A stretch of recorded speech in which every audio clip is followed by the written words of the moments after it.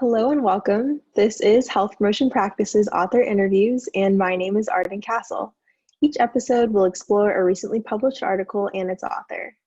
This week, I am joined by Dr. Carlos Mahaffey, author of Evaluating the Feasibility of Implementing an HIV Prevention Intervention for Incarcerated African American Men, Lessons Learned from a Pilot Study, which was published in September 2020. This episode is focused on how his paper connects to the larger public health field, which is just one part of a three-part series with Dr. Carlos Mahaffey. Tune into our other episodes to hear more about him and our other authors. So you have recently published an article in Health Promotion Practice Journal titled Evaluating the Feasibility of Implementing an HIV Prevention Intervention for Incarcerated African American Men, Lessons Learned from a Pilot Study. So time has certainly passed between conceptualization and then publication, and then now. So where is the literature now? Are there still the same gaps? So there are definitely still the same gaps. As I mentioned in the last episode, we really determined that the feasibility of a HIV intervention such as this is really just depending on the warden of the particular institution that you're interested in. So if it's something that you want to apply and there's a specific institution that you want to work with, then it's as simple as meeting with the warden to see if they either accept or don't accept the components of the program. However, we definitely think that the larger impact can be made for persons that are recently released and outside of the institution. And so focusing our energy there, we are able to not only involve these men, but also their partners and families, which is one of the suggestions that they made to us more than once. They said, this is a great program. We would love to have our partner here and maybe even other friends here that didn't know about the program. So focusing on holding that program in the community would definitely be a plus.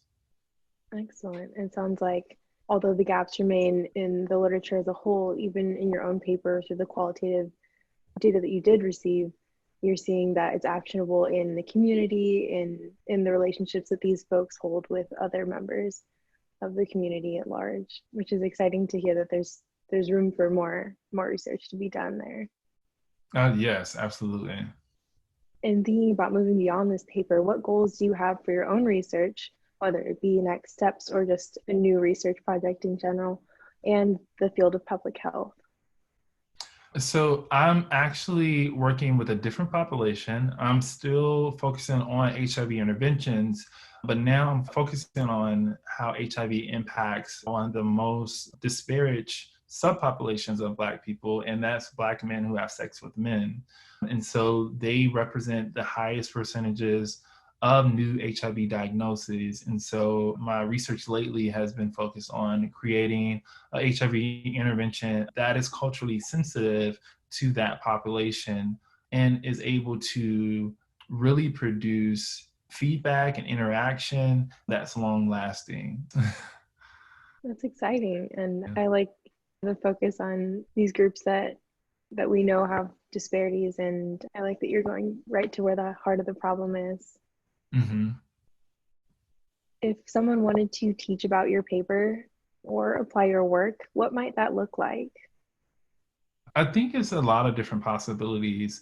It could be a presentation and definitely kind of pulling in some of the components, especially just talking about the feasibility aspect. So the revisions that we had to make that were expected, along with the revisions that were unexpected, focusing on you may have an idea and may think it may go one way, but this is how it can go a completely different way. And just being open and receptive to changes when trying to implement some type of health promotion program, a health intervention, and just finding ways to be able to adapt that program. I think that's the biggest takeaway about health intervention work is just adaptability and making sure that you're able to track that and see what it looks like and definitely get feedback from the most important group, which are the participants. Once you have that information, you know the adaptations you had to make before, and you can incorporate anything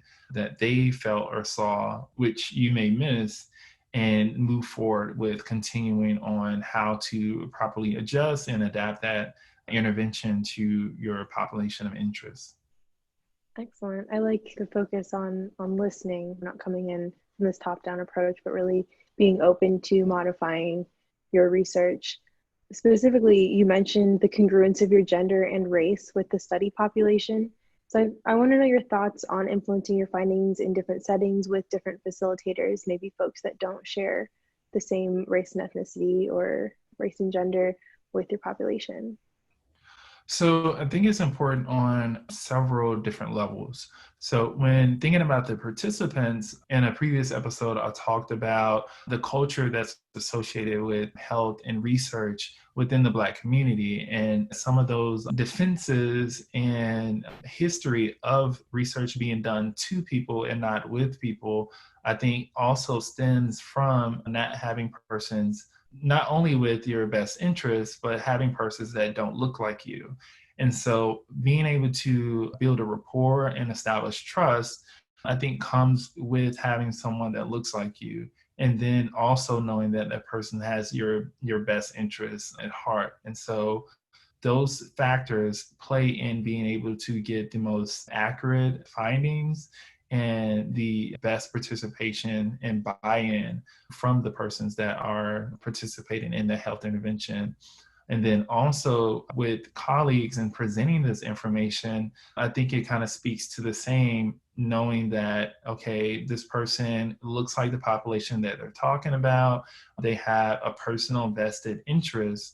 And so trusting that they did get that buy-in from the community, and they probably do have some findings to speak of that someone who's of a different race or ethnicity, a different gender, that they may miss. Not saying that it absolutely will be the case, but it's possible. So I think it goes back to what you mentioned earlier, listening as a PI or a researcher with your participants, but also listening as a colleague to persons that might be different from you that are doing research with a population that looks like the person that is speaking. Yeah, I like what you're saying in terms of having like an interdisciplinary or even a diverse group of researchers, because they will bring up different ideas and that you can't separate intersectionality. These things all collide and create different perspectives, and those can be really valuable. And I like that you value those things. Thank you. Do you have any parting thoughts on your research and COVID-19? And does this bring up any new concerns or action items for the future?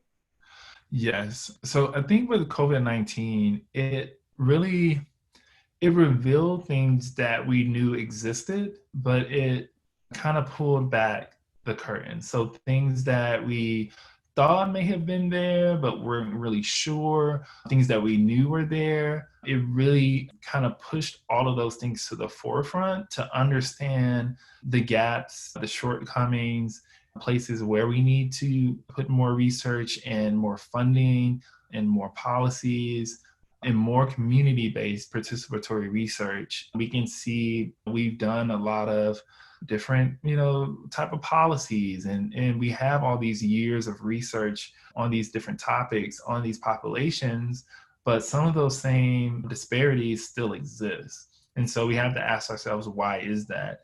And I think oftentimes we can see with research and outside of research as well, that it often comes down to not forming a relationship with that community, not working with that community and asking them, what is it that you need, versus us as researchers going into a community with an idea of the research we want to do and having our own self-interest and not the interests of that community. And so I think those are the components that have really been revealed with COVID-19 that may have taken years to do. It's kind of, put it on a fast forward so that we kind of see it now, and we see it bare in all its shortcomings and things that we need to address, and where those gaps exist, and where we need to plug our resources.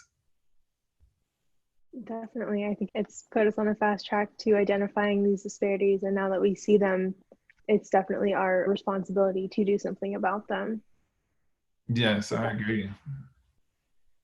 Well, That is all the time we have for today. And thank you so much for shedding some light on these populations that we don't talk about often enough and your perspectives on listening and connecting with the communities directly. So thank you, Dr. Carlos Mahaffey, for joining us today. And thank you all for listening in. If you'd like to learn more about our guest this week, you can reach him here and follow us on Twitter, LinkedIn, and Facebook for more author interviews. Thank you. Thank you.